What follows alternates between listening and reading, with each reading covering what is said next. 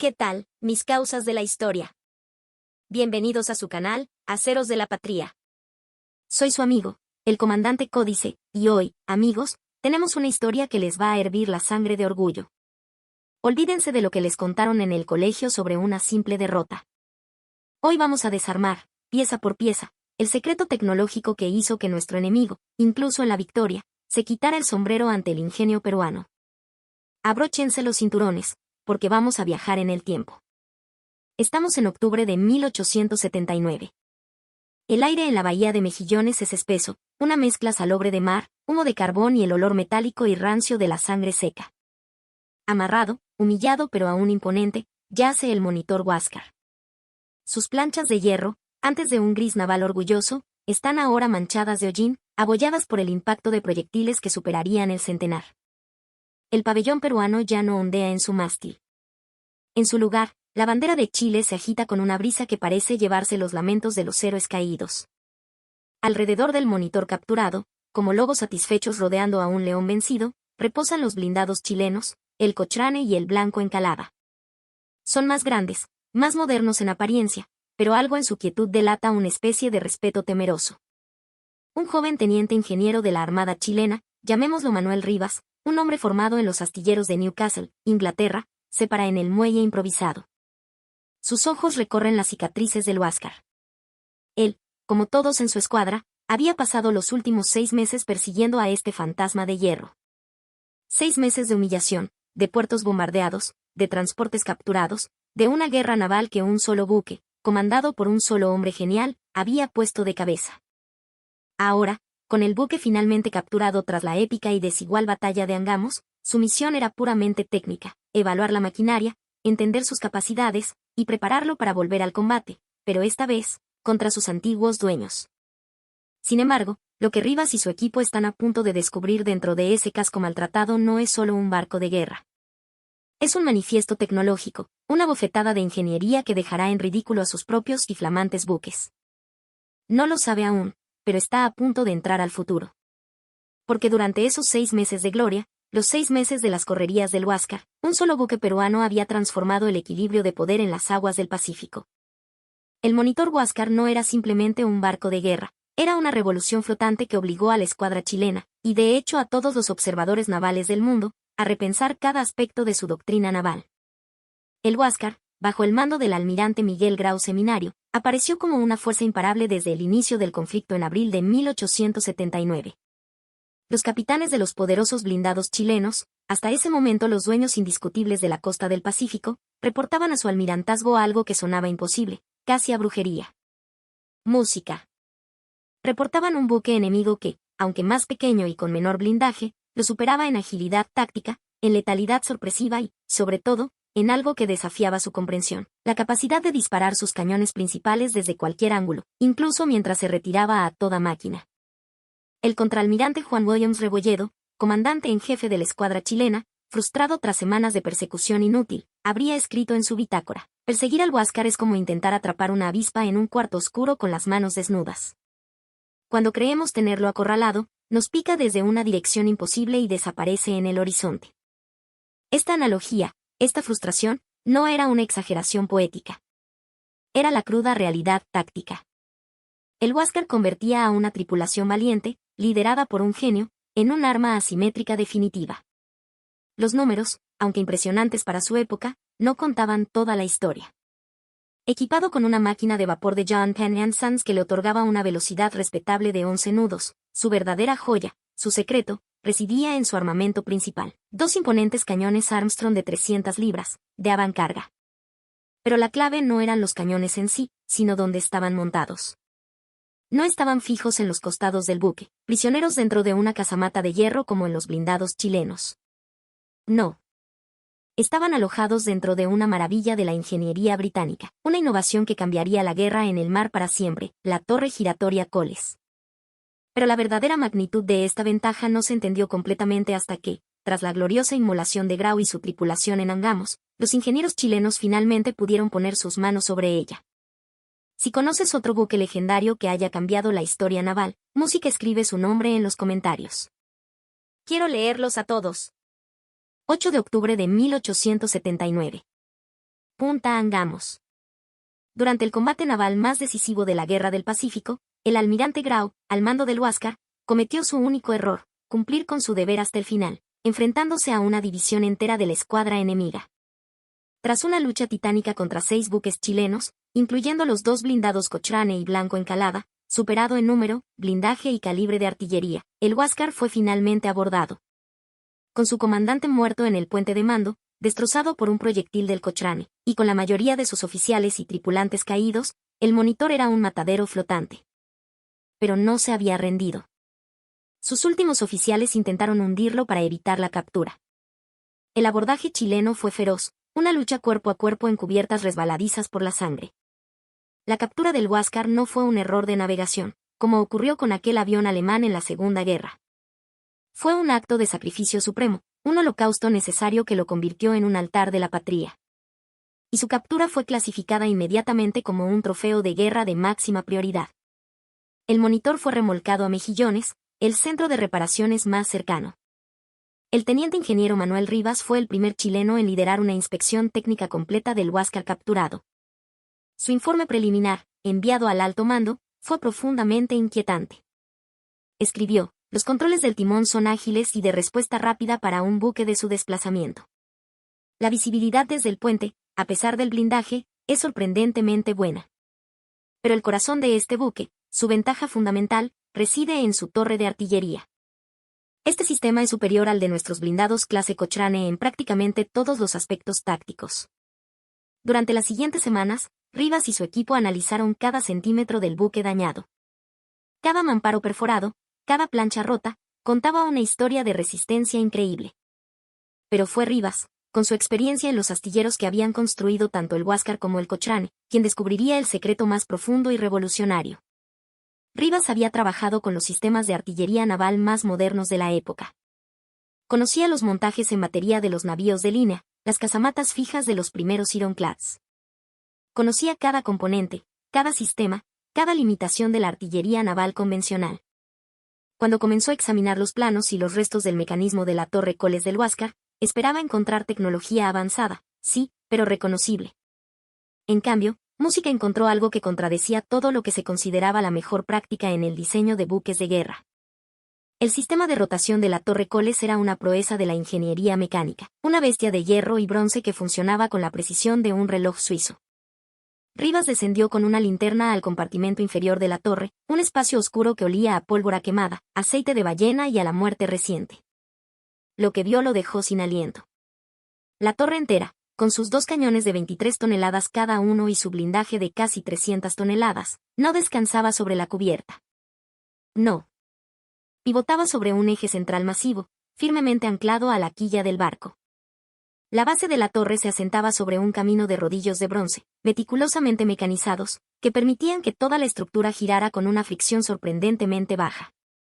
La rotación no era a vapor, no en el Huáscar. Era puramente manual. Un sistema de engranajes reductores, una obra maestra de la mecánica victoriana, multiplicaba la fuerza de una dotación de 16 hombres que accionaban 4 manivelas. Rivas desensambló parte del mecanismo con un cuidado casi reverencial. Era una sinfonía de ingeniería de precisión. Cientos de componentes individuales trabajando en una sincronización perfecta: piñones, coronas dentadas, ejes, cojinetes. Todo conectado a través de un sistema que transformaba el sudor y la fuerza bruta de 16 marineros peruanos en un arco de fuego mortal de casi 360 grados. Podían completar un giro completo en unos 15 minutos, un tiempo que en el papel parece lento, pero que en el fragor del combate era una eternidad de ventaja táctica. El comandante del Huáscar, el inmortal Grau, tenía un control de fuego que sus oponentes solo podían soñar.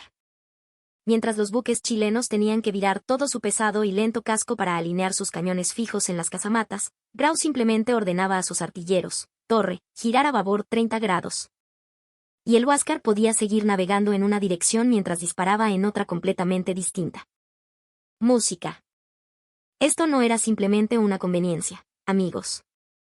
Era una ventaja táctica decisiva que reescribió las reglas del combate naval. Música.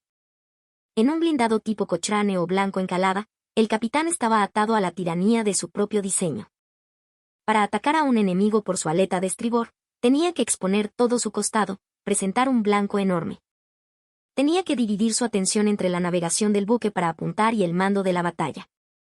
Un error de cálculo en el timón significaba perder la oportunidad de disparar. Un viraje lento era una invitación a recibir una andanada completa del enemigo. La nave entera era el cañón, y para apuntar, había que mover la montaña. El comandante del Huáscar, el gran Miguel Grau, simplemente navegaba su buque de la forma más ventajosa posible, presentando el menor blanco, aprovechando la velocidad, esquivando. Y mientras tanto, su torre de artillería, como la cabeza de un depredador, giraba independientemente, buscando, apuntando y escupiendo la muerte sobre el enemigo. Se concentraba exclusivamente en destruir a su oponente. Rivas documentó cada detalle del sistema en su informe. Medidas precisas, diagramas técnicos dibujados a mano, fotografías de cada componente. Su informe fue clasificado como reservado y distribuido inmediatamente al Ministerio de Marina y a los astilleros que trabajaban para Chile. Pero descubrir el secreto y comprender sus implicaciones eran dos cosas completamente diferentes. La torre giratoria Coles era el resultado de más de una década de desarrollo y debate por parte de los mejores ingenieros navales de Gran Bretaña. Y el Huáscar era una de sus expresiones más perfectas y probadas en combate. Los chilenos repararon la torre, por supuesto, y usaron el Huáscar contra el Perú, en una de las ironías más dolorosas de la guerra. Pero la lección ya estaba aprendida, no solo por ellos, sino por todas las armadas del mundo que observaban. La era del buque de guerra como una simple fortaleza flotante con cañones fijos había terminado. Escribe Torre Coles en los comentarios si estás descubriendo esta tecnología extraordinaria que un día fue nuestra. Mientras tanto, el concepto que el Huáscar había validado con sangre peruana, comenzaba a dominar el pensamiento naval mundial. En las academias navales de Greenwich, Annapolis y San Petersburgo, el combate de Angamos se estudiaba no solo como un ejemplo de valor, sino como el punto de inflexión tecnológico. Los futuros acorazados, los pre-dreadnoughts que llenarían los mares a finales del siglo XIX y principios del XX, abandonarían las casamatas. Todos llevarían sus cañones principales en torres giratorias montadas en la línea de crujía del buque. La silueta del Huáscar se convirtió, en esencia, en la plantilla para todos los buques capitales que vendrían después. El sacrificio de Grau y sus hombres no solo defendió el honor del Perú, le mostró al mundo entero cómo serían las guerras navales del futuro. Un marino promedio en un buque con casamatas podía enfrentar a un marino superior en un buque con torreta y no tener ninguna posibilidad real de victoria si el comandante de la torreta era un genio táctico. La respuesta de las potencias navales vino en dos formas. Primera, nuevos acorazados diseñados específicamente con la lección del Huáscar en mente. La clase Admiral británica y los diseños franceses e italianos posteriores adoptaron las torretas como armamento principal estándar. Ya no eran una excentricidad, eran una necesidad. Segunda, la adopción gradual de sistemas de control de fuego más centralizados. La idea de que el capitán del buque y el oficial de artillería podían trabajar de forma independiente pero coordinada, uno manejando la nave y el otro las armas, nació de la flexibilidad que ofrecía la torreta giratoria. Música. Los sistemas de control centralizado, los telémetros, los calculadores de tiro. Todo el cerebro de un buque de guerra moderno tiene su origen en la simple pero revolucionaria idea de separar la dirección de la nave de la dirección de los cañones. Una idea que el Huáscar demostró de la forma más dramática y heroica posible. El historiador naval británico, Sir Edward James Reed, quien de hecho fue el diseñador de los blindados chilenos y un rival profesional de Cooper Coles, el inventor de la torreta, escribió después de la guerra, con una honestidad que lo ennoblece. Música. La torre Coles del Huáscar representaba una filosofía de diseño fundamentalmente diferente. Los ingenieros peruanos y su valiente comandante entendieron que la guerra naval moderna requería que el capitán se concentrara en la táctica, no en la engorrosa tarea de apuntar el buque entero como si fuera un mosquete. Las demás armadas eventualmente adoptaron esta filosofía, pero la aprendieron a un alto costo, observando los acontecimientos del Pacífico. El propio Huáscar, incluso bajo bandera chilena, continuó demostrando la validez de su diseño. Participó en las fases finales de la guerra y posteriormente en la Guerra Civil Chilena de 1891. Pero su verdadera herencia no es su servicio posterior. Su herencia es cada acorazado, cada crucero, cada destructor que ha surcado los mares desde entonces. La versión más avanzada de su linaje, el acorazado HMS Dreadnought de 1906, que revolucionó la construcción naval, no era más que la filosofía del Huáscar llevada a su máxima expresión. Un buque rápido con un armamento principal homogéneo montado en múltiples torres giratorias.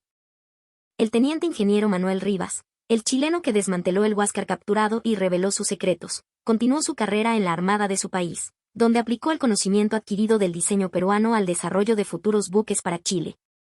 La Torre Coles original, con su revolucionario concepto, nunca fue superada directamente por un sistema radicalmente diferente. Simplemente fue perfeccionada, motorizada, computarizada y blindada cada vez más a lo largo de las décadas. Pero la idea central, la de una torre giratoria, permaneció. Fue simplemente rodeada y superada por la abrumadora superioridad numérica y el poder industrial de las grandes potencias, que copiaron y masificaron el concepto. A veces, la mejor tecnología no gana la guerra, especialmente cuando se enfrenta a probabilidades imposibles. Pero siempre, cambia la forma en que las guerras futuras se pelean. El legado de la Torre Coles del Huáscar Música vive en cada sistema de armas naval moderno. Desde el USS Iowa hasta las fragatas Lupo de nuestra Marina de Guerra del Perú. Ningún capitán de navío moderno tiene que virar su buque para apuntar sus misiles o sus cañones. Todos se concentran en la táctica. El capitán Coles lo entendió en la década de 1860, el almirante Grau lo demostró magistralmente en 1879, y la industria naval mundial nunca volvió a mirar atrás. ¿Qué opinan, mis causas, de esta tecnología revolucionaria? ¿Conocían el papel crucial que jugó este sistema en hacer del Huáscar, en manos de Grau, el buque más letal y temido de su tiempo en el Pacífico? Déjenme su comentario y suscríbanse al canal. Revienten ese botón de me gusta si sienten el orgullo peruano corriendo por sus venas. Cada semana traemos historias técnicas, verificadas y fascinantes que cambiaron el curso de nuestra historia militar. Activen esa campanita para no perderse ningún episodio. La Guerra del Pacífico se decidió tanto por la ingeniería como por el valor, y aquí, en Aceros de la Patria, estamos revelando ambos aspectos, una historia a la vez. Porque la gloria del Huáscar no terminó en Angamos, sino que nació para la eternidad,